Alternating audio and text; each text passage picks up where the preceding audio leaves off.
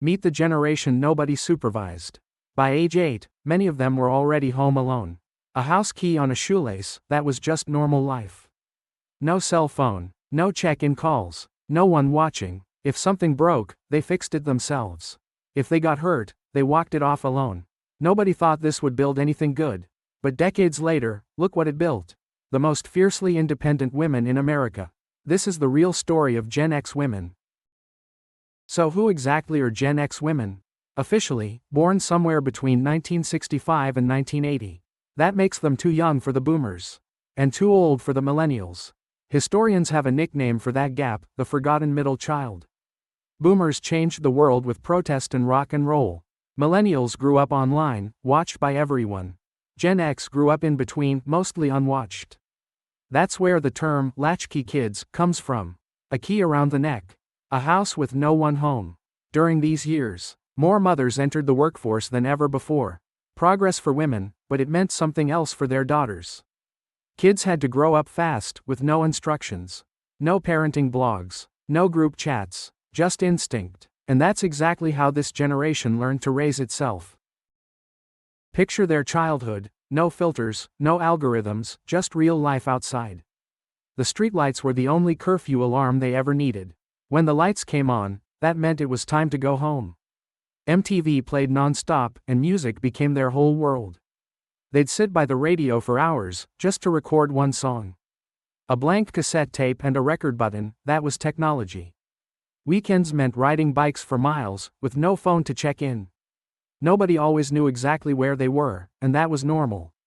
The only phone in the house had a cord stuck to the kitchen wall. If it rang, you sprinted across the house just to catch it. Boredom wasn't a problem, it's where their imagination began. They built forts, climbed trees, and made up their own rules.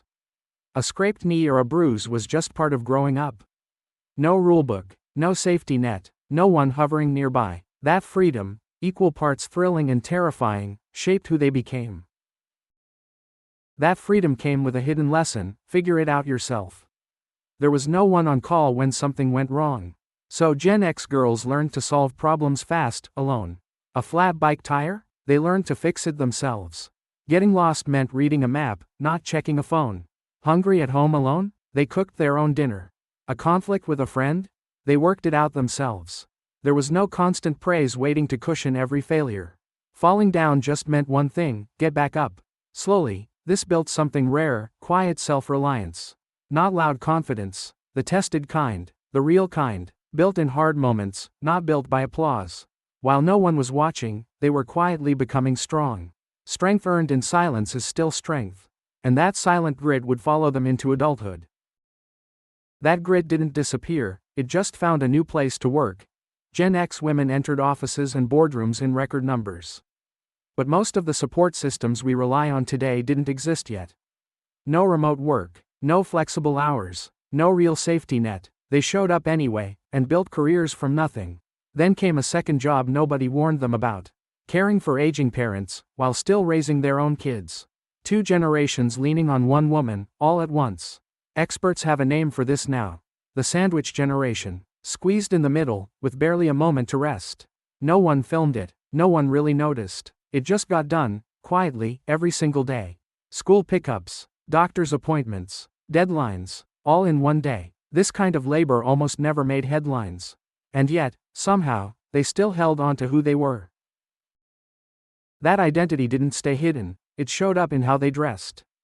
In the 90s, Gen X women weren't following fashion. They were inventing it. Flannel shirts tied around the waist. Combat boots with floral dresses.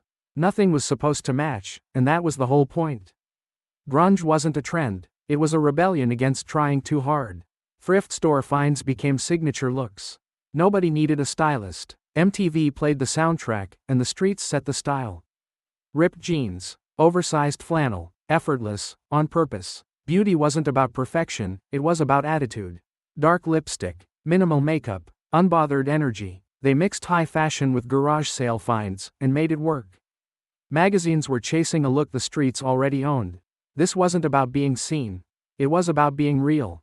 Decades later, that same defiant style still hasn't faded.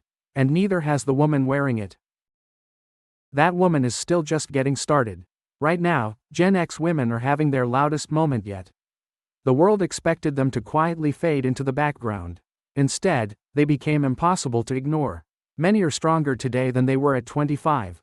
Marathons, weightlifting, hiking trails, age never got the memo. They stopped asking permission to take up space. What used to be called too much, they now call confidence.